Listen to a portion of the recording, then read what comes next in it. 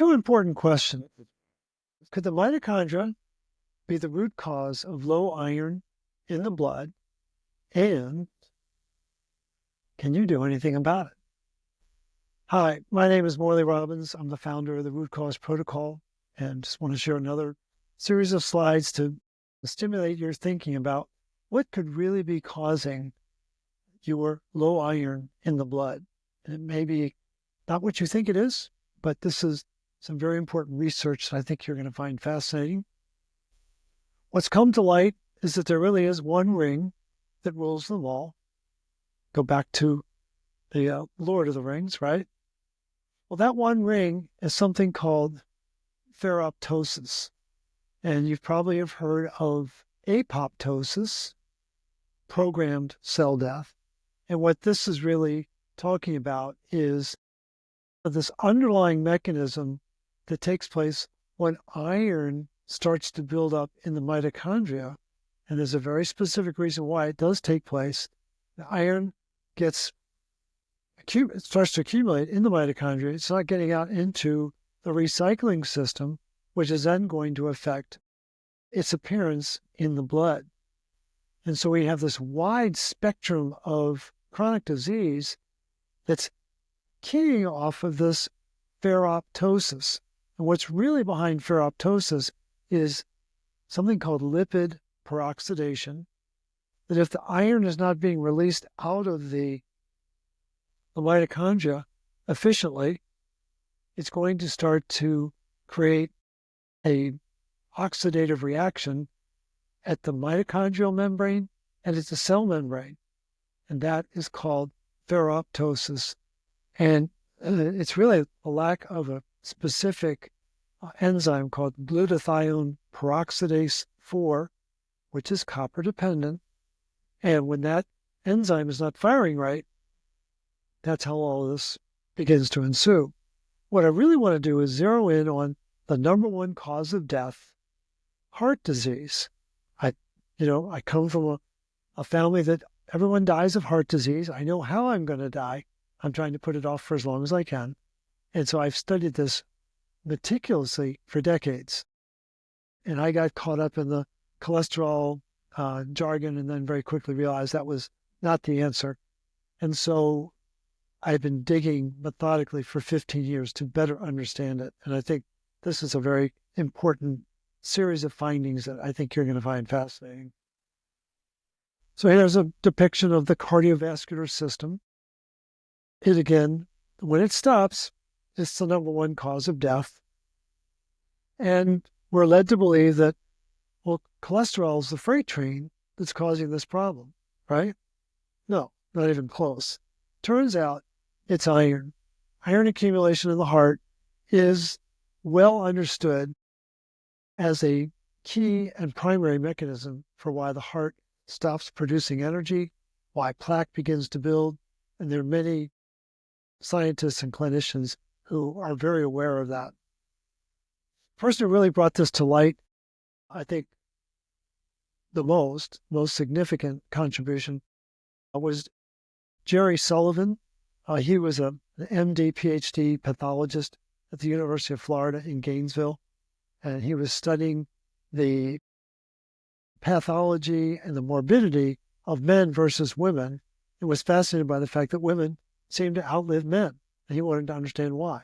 And it had to do with iron accumulation. And what he zeroed in on was the fact that women menstruate for 40 years. And that really began to stimulate his thinking, and he developed what became known as the iron heart hypothesis, which was unveiled in a very important article in Lancet Journal back in 1980, which turned the cardiology community on its ear. It's fascinating bit of clinical research on his part. But iron is, in fact, the bad guy. But I bet you want to know, hey, where's the scene of the crime? Like, who done it, right? You all want to know that. And so it turns out it's taking place inside the endothelial cell. You probably have heard of them. Endothelial dysfunction, no doubt. You've heard that expression before. And they're all over the blood vessels. They're all over our organs. It's absolutely fascinating what their presence is throughout the body. And this is an enlargement of an endothelial cell. There are actually like 5 different forms, but this is the form that's found in the blood vessels. It's probably the most prevalent form. So here are some key information and characteristics that you'll find fascinating. There's 1 trillion endothelial cells throughout the body. That's 1% of all cells. There's a lot of endothelial cells. They're really smart. I think in some respects they're the brains of the outfit because they're monitoring the environment in the blood that's influencing the health of the individual. Very, very interesting function that they have.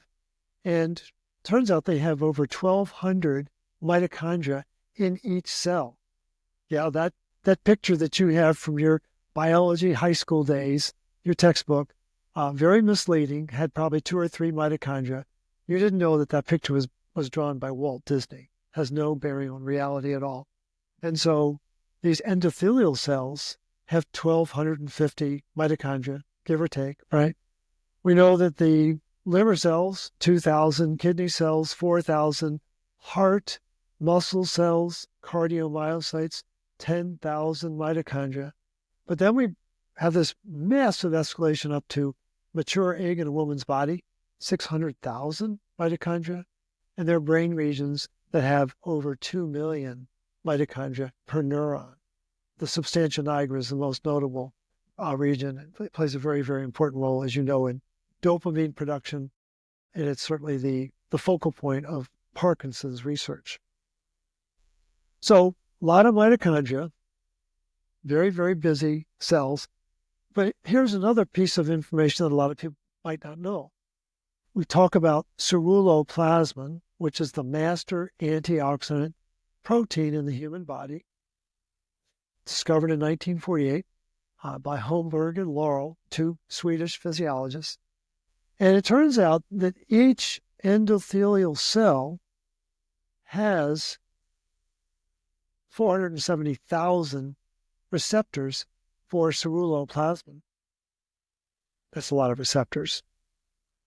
The research spans just a 7-year window from 1984 to 1991, but there was great agreement about the prevalence of the receptors and the importance of the receptors.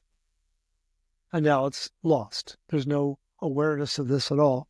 But it really begins to explain how endothelial dysfunction would come about if the receptors aren't capturing the ceruloplasmin that's supposed to be in the blood, that's supposed to be delivering the copper payload to feed the mitochondria to keep things humming. So it all the pieces of the puzzle begin to come together. And as you might expect, these endothelial cells are responding to a wide set of stressors.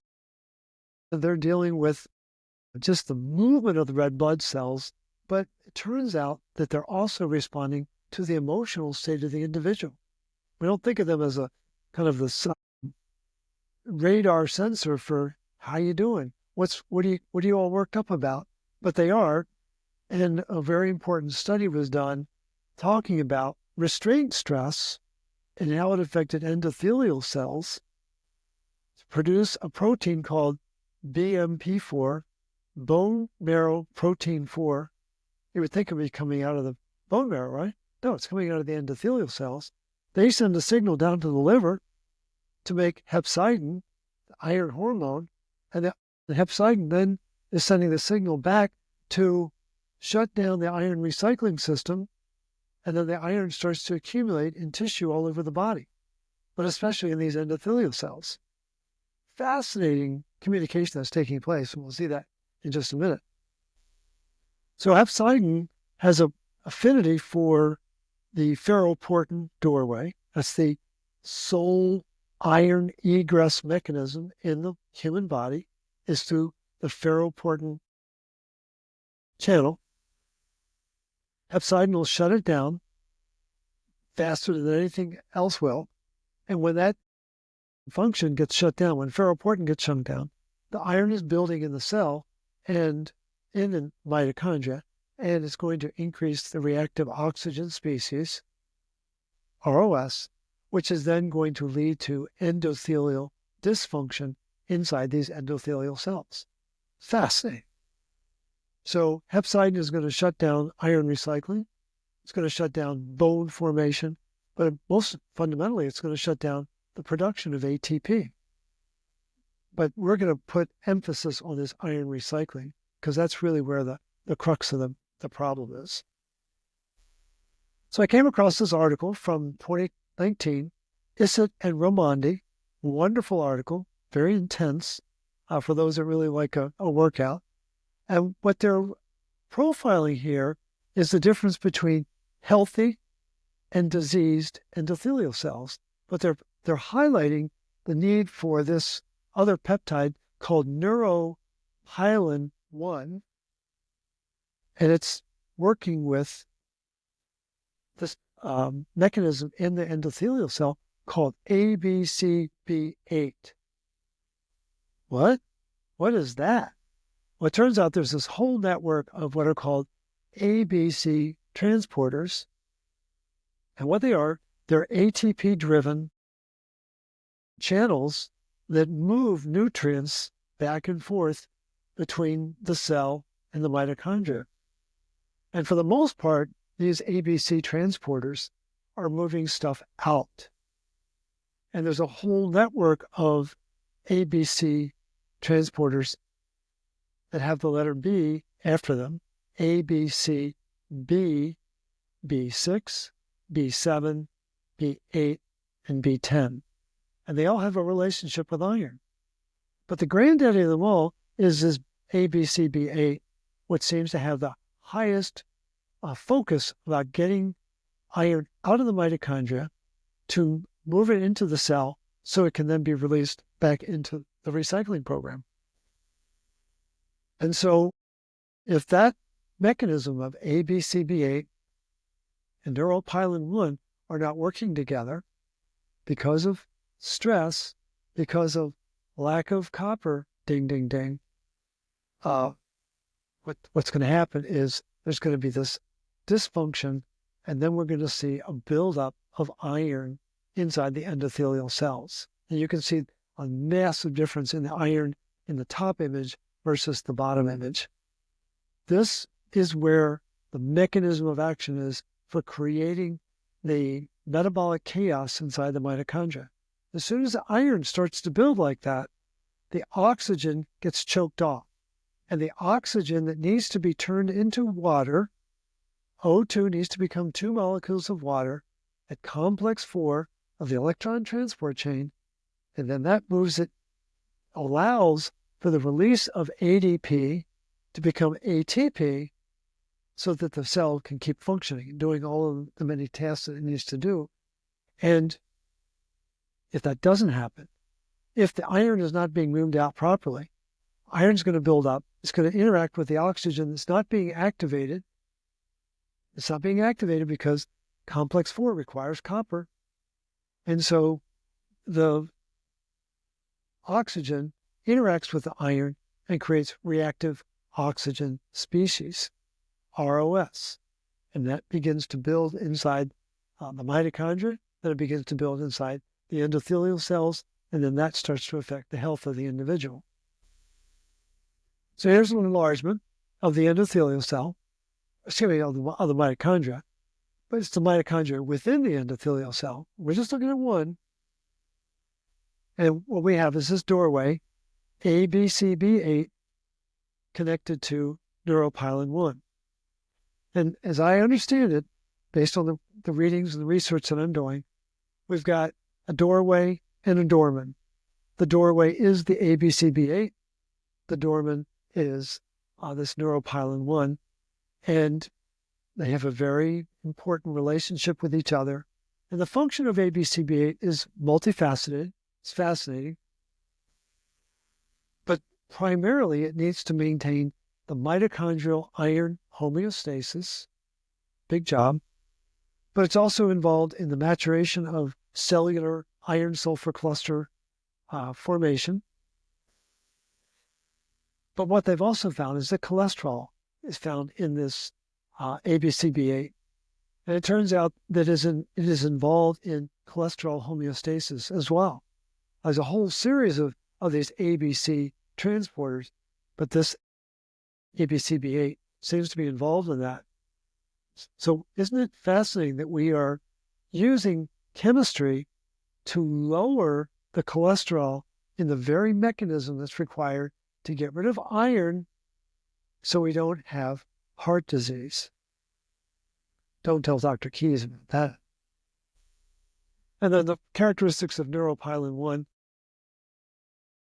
it has a very close relationship with a major transcription factor, SP1, and it also has an intimate relationship with VEGF, vascular endothelial growth factor, making sure that we're getting the blood vessels developed where they need to be, ATP7A, one of the granddaddy copper pumps in the body, that is essential for loading up the scores of copper enzymes, which requires retinol to work. And then we have the mechanism of protein kinase B, which is responding to stress. All three of these mechanisms have a relationship with copper. I'm going out on a limb and suggesting that neuropilin-1 also has that same relationship with copper. Haven't found in the research yet, but I'm confident I will.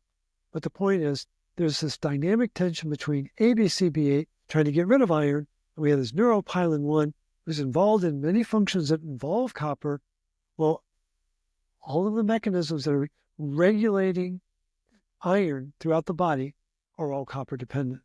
Can't make heme without copper, can't make hemoglobin, can't recycle iron, can't eject iron from the cells through ferroportin-1, and many others all require bioavailable copper. And so how does the endothelial cell fill with iron? Once you shut down this mechanism of neuropilin-1, which then affects ABCB8, it's very well documented. And what's fascinating is this ABCB8 transporter is expressed in over 125 different cell types in our body, especially the liver, heart, the brain, kidney, pancreas, the adrenal glands. Can anyone say adrenal fatigue? And this is, I think, the mechanism that's causing all of these problems. Because when this mechanism goes south, then you've got the accumulation of iron, and then you've got the formation of the reactive oxygen species. Very straightforward.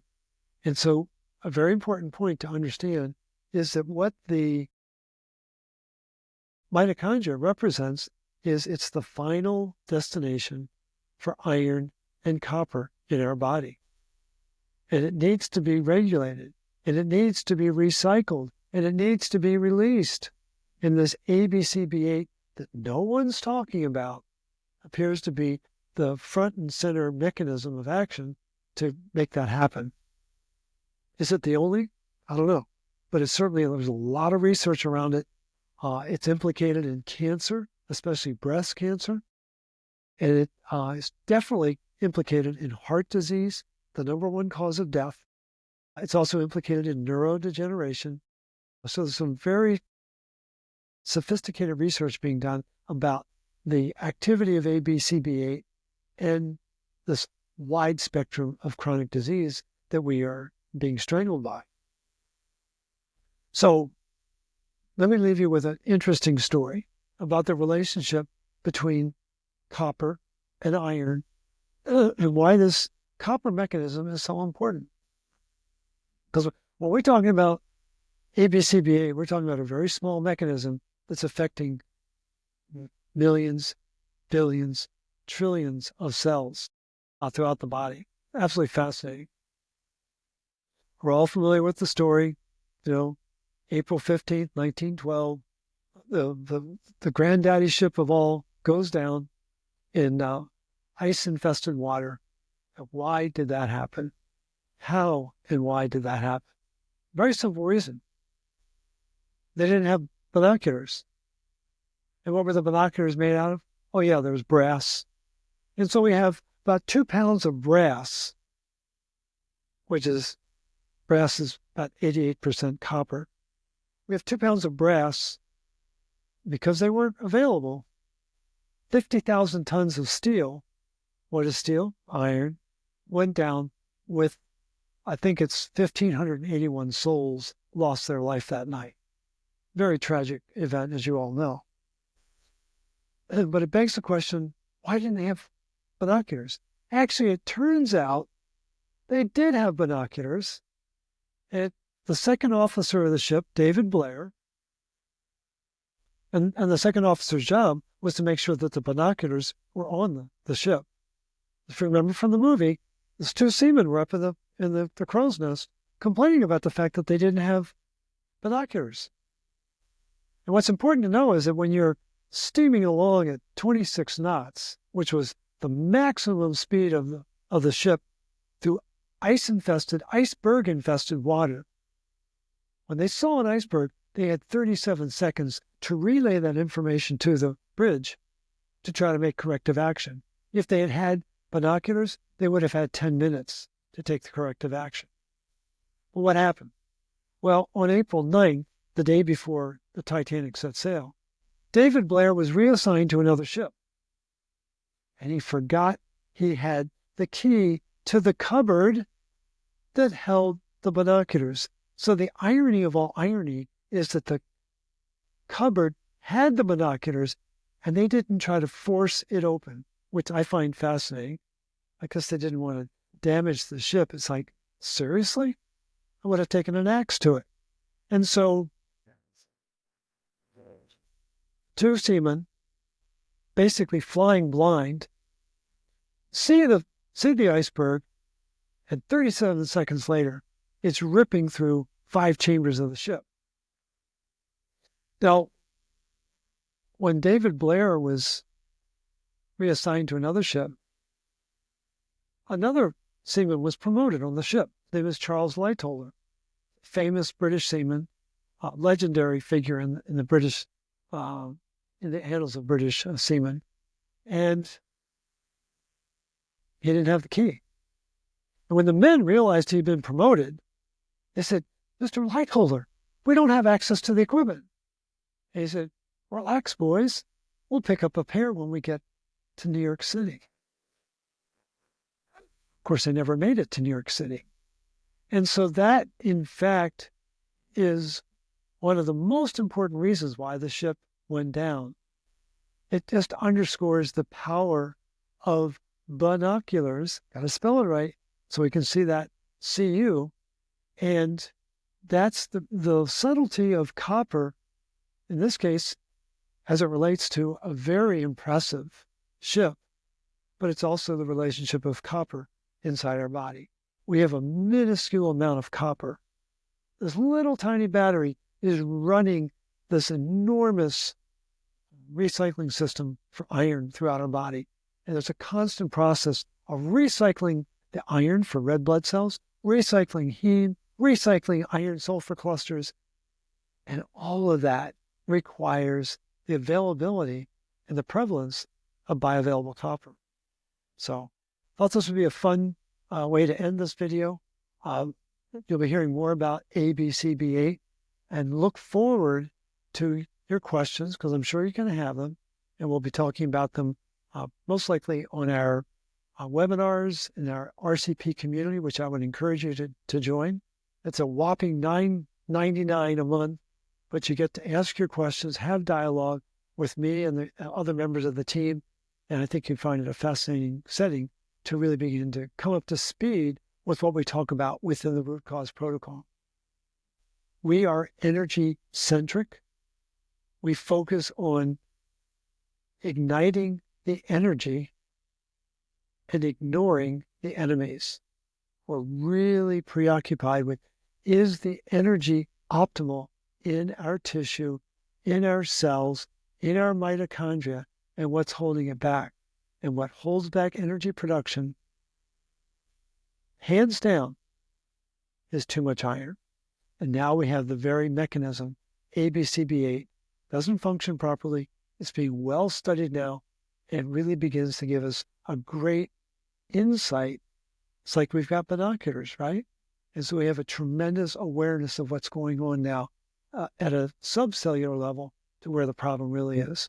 So thank you for your time. Look forward to your thoughts going forward. And I assure you we will be chatting more about this in subsequent videos down the stream. Thanks again.